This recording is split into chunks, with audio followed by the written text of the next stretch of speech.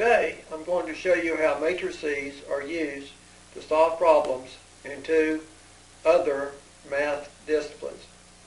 We've already talked about matrices and systems of equations. And of course, we talked about how you could use systems of equations to solve other problems. Today's examples come from probability theory and statistics. You can find other applications of matrices in your textbook or in various reference books that you can find in the library. Our first example comes from probability theory. A matrix is stochastic if each entry is between 0 and 1 inclusive, and if each column adds up to 1. So a matrix is stochastic if each entry is between 0 and 1 inclusive. So all the elements must be fractions or decimals between 0 and 1, and each of the columns must add up to 1. Such matrices are used to list the probability that something will change from its current state to another state within a specified time period. So your probability matrices are used to list the likelihood that something would change from its current state to another state within a specified time period.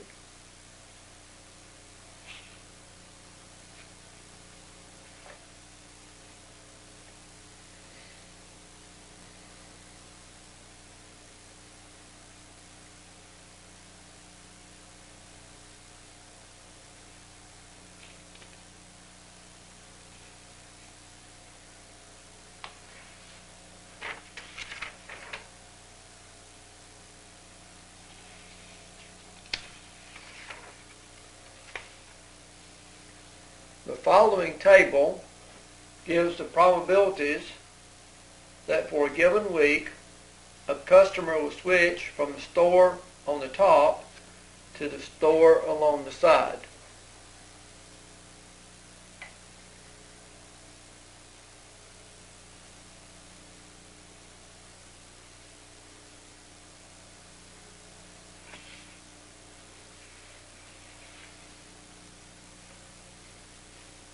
Now, I'll simply use the major food chains there in Reidsville. FL stands for Food Line, L stands for Lowe's, and WD stands for Winn-Dixie. The probability that a customer with Food Line will remain with Food Line is 7/10.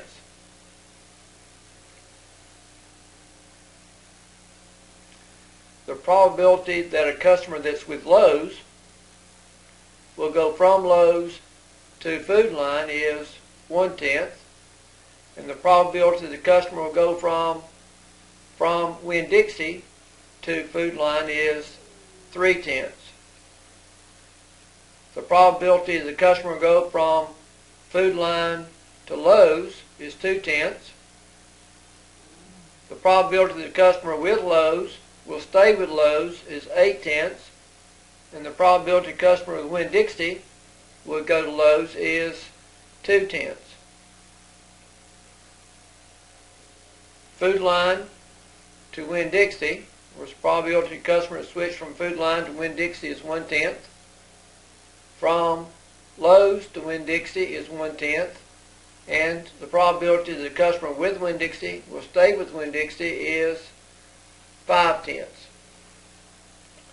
Now this is a stochastic matrix, because notice that all of the entries are between 0 and 1 inclusive, and if we add the columns, in all cases we get 1. 7/10 plus 2/10 is 9/10, plus 1 is 10/10 or 1. 1 and 8 is 9/10, plus 1 is 10/10. 3/10 and 2/10 is 5/10. 5/10 plus 5/10 is 1/10 or 1.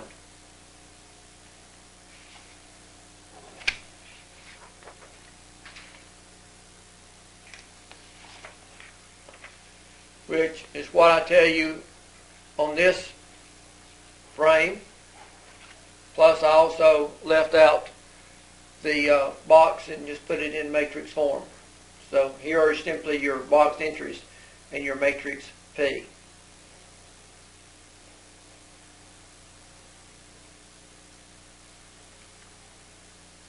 Now you might wonder where P came from. I mean, I just gave you the probabilities. It most likely came from a survey in which customers, as they were leaving the various stores, were asked, where are you likely to do your shopping next week? And it would be based upon what the customers tell you. The validity of your probability matrix then would depend upon how honest the people are.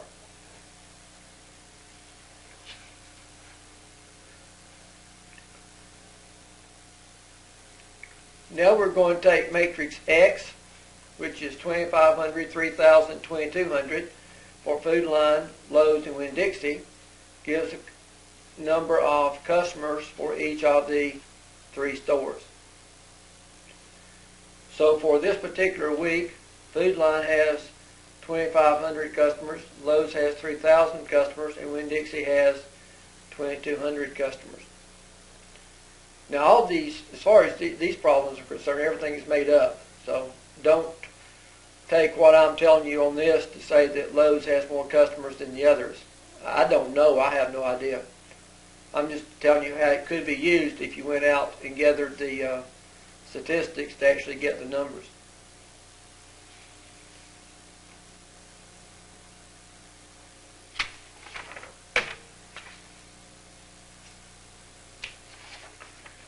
Now if I multiply matrix P times X, that gives the number of customers for each store after 1 week.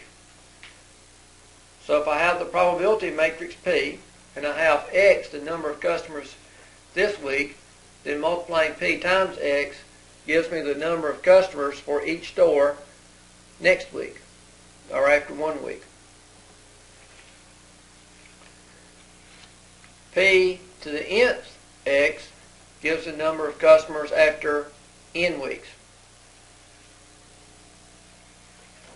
So P to the first X would be after 1 week. P squared X would be the number of customers after 2 weeks, and so forth. Now that's assuming that nothing happens to change the trend.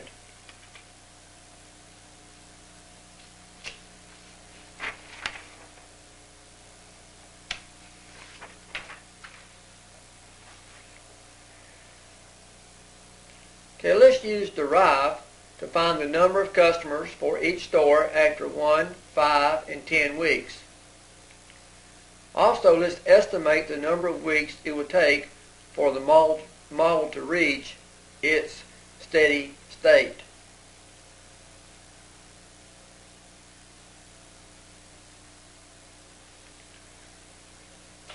So we want to find out the number of customers for each store after 1 week, after 5 weeks, and after 10 weeks. And if no store opens new ones or if nothing happens, then what will be the market share that each store will expect to ultimately get?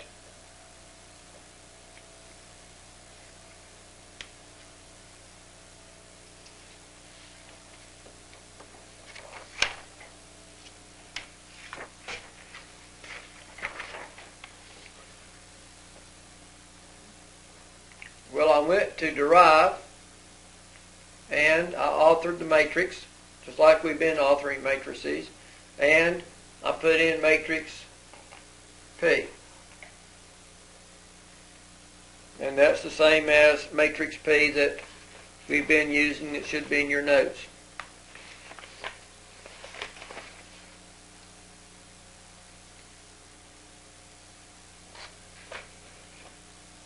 Then I entered the second matrix, which is X. That's the number of customers that each store has this week.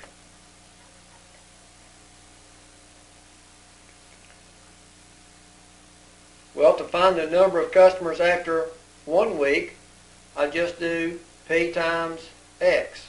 So go to derive, and I just simply authored number 1, period, number 2. Remember, we do the period for matrix multiplication. And after 1 week, we can expect Food Line to have 2,710 customers, Lowe's 3,340 customers, and Winn-Dixie 1,650 customers.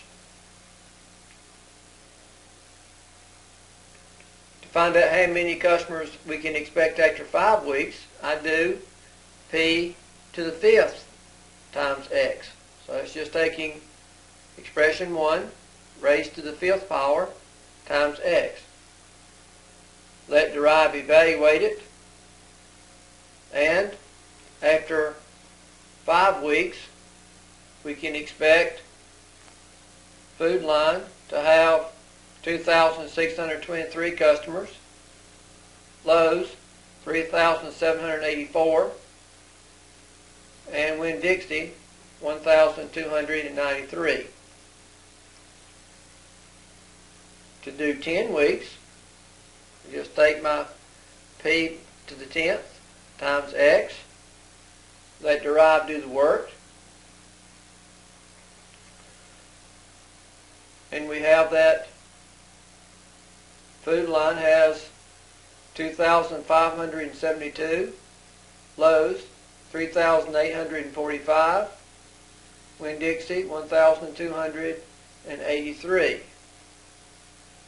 Now that takes care of the problems that I asked you about 1, 5, and 10. Now I also said use derive to estimate the steady state, or how many customers each store would eventually get, assuming that no major changes are made. Well, to do the estimate, I just went ahead and found out what it would be after 15 weeks. And I compared 15 with 10. And I see I'm still getting changes. 2,571, 2,567, 3,844, 3,849, 1,283, 1,283. Winn-Dixie appears to have almost stabilized, but between 10 and 15 I saw some changes. Well, the next thing I did, I went to 20 weeks. P20, so this is after 20 weeks. And if I look after 20 weeks, notice that it hasn't changed much. 2566, or actually if I round off that would be 2567. 2567, this was 15 weeks. 20 weeks, 3850, 3850, 1283, 1283. So I'm saying that by 20 weeks, it appears that we've pretty much stabilized. So somewhere between 15 weeks and 20 weeks, we reached the approximate equilibrium point.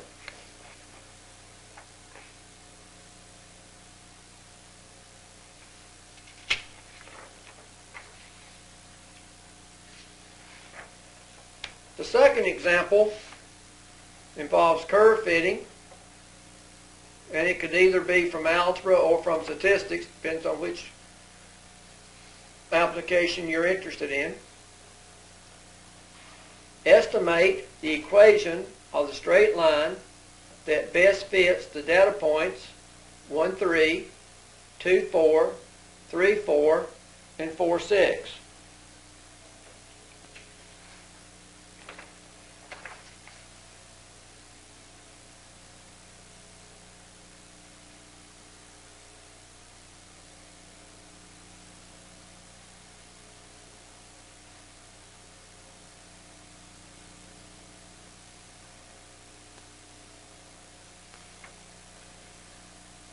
Well, we can use derive to graph the points.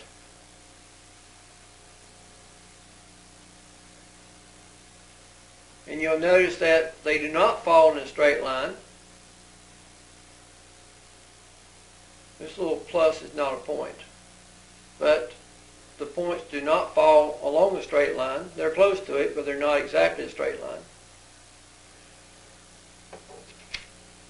So what we want to do is to find the equation of the line that best fits it. Well, we can just by eyeballing it, say the equation comes, somewhere along through there, but we wouldn't be sure. How can we get the right equation?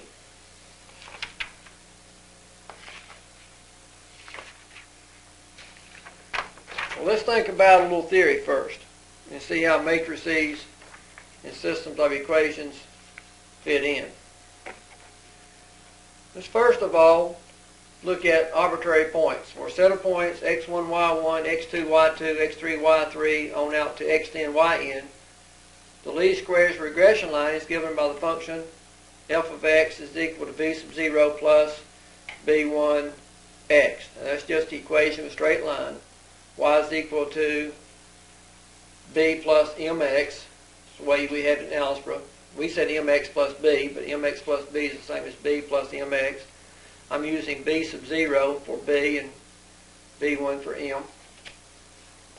That minimizes the sum of squares error. Now, sum of squares error is denoted by SSE, sum of squares error. Well, what's your sum of squares error? Well, the error is going to be the difference between what the answer is and what you predict it to be. So, y1 is the actual answer. F of x1 is going to be what you predict it to be using this equation. So this is your equation. This is a straight line. All the points on it will be on this line, so we want to get close to it. Well, this is going to be on the line. This is going to be the actual y1. So the difference between what is and what you predict is an error for the first point. The difference between what you predict using this function and what actually is going to be the error for the second point. Well, if I square the errors and add them, I get the sum of squares error.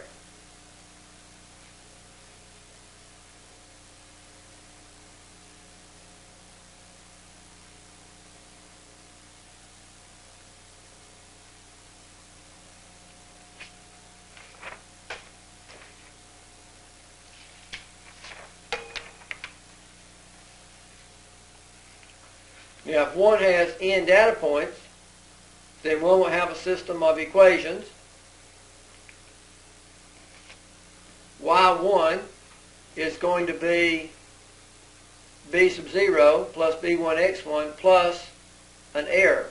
Now that's, again, that error is the difference between what the equation gives you and what y1 actually equals.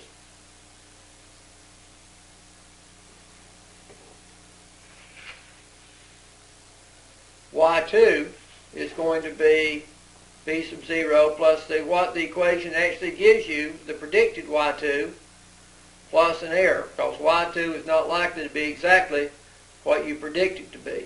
That would only work if all the points were on the same straight line. And we can continue all the way down to Yn is going to be the predicted Yn plus a little bit you're off, the error.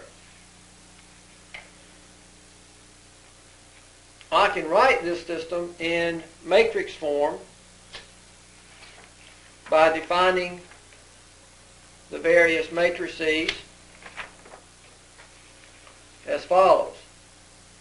So we're going to define y, x, b, and the error as follows. Y is going to be your y values. Now these are the y values of your ordered pairs. Y1, Y2, Y3, down to Yn. X will be the X values of the ordered pair with a 1 in the first column. So X is a two-column matrix. The first column is all 1s, The second column will be your x values, x1, x2, x3, and so forth. Your B matrix is going to be your parameters I'm looking for, B sub 0 and B1.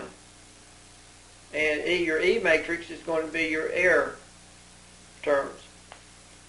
So we can see the system can be written as y is equal to x times b plus e.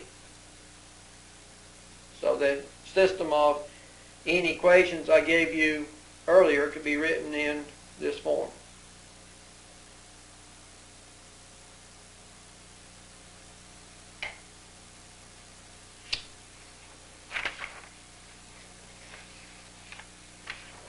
Now I'm not going to derive these values for you today. I'm going to later on in the course.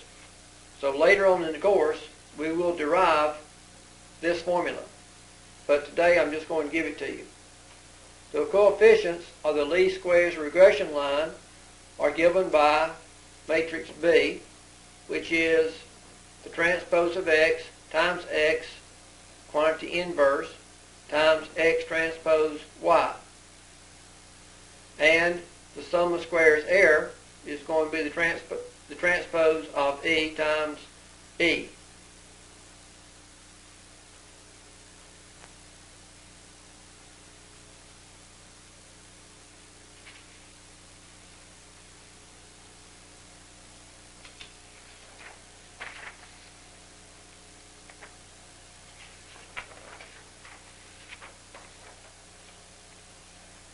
Let's use derive to find the equation of the least squares regression line for the data points given above.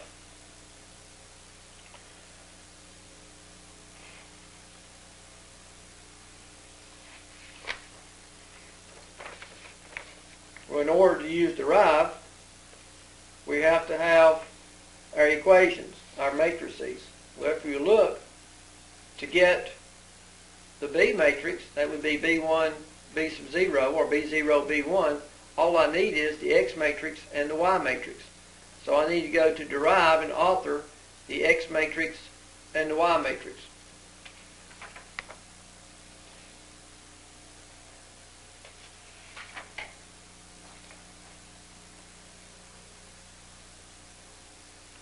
Well, if we look back at our data points,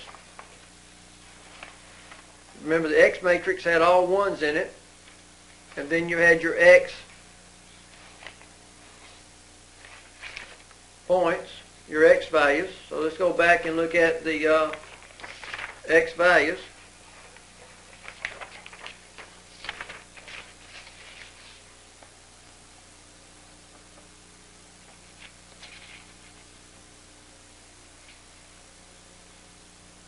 The X values were 1, 2, 3, and 4.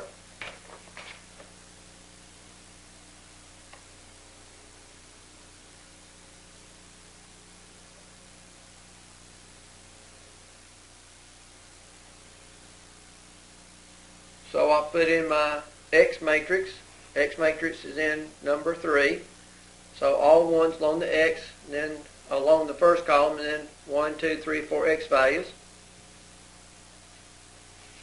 Number 2 was my Y values, which were 3, 4, 4, and 6. You can look back in your notes. I was showing you, we had them there just a second ago, but Y values were 3, 4, 4, and 6. So this is the Y matrix.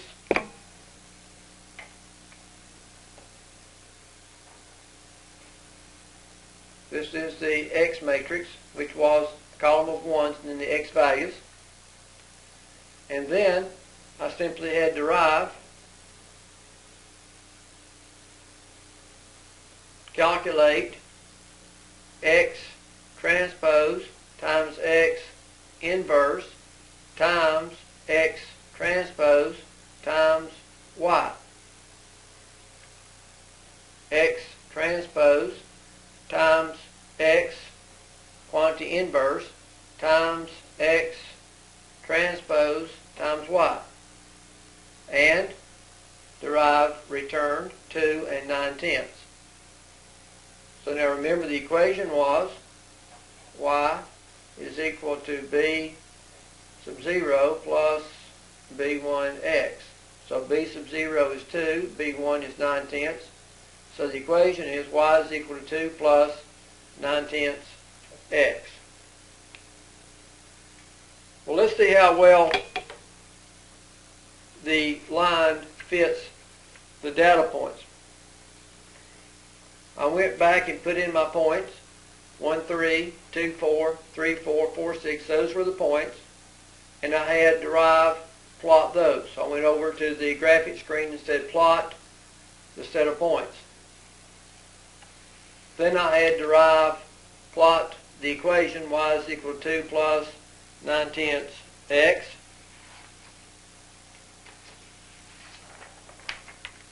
And here is your result. So here are your points. And remember, this is not a point. Here are your 4 points. There's the line. And I'll let you decide how well you think the straight line fits the points. But anyway, you can use matrices to calculate the parameters B0 and B1.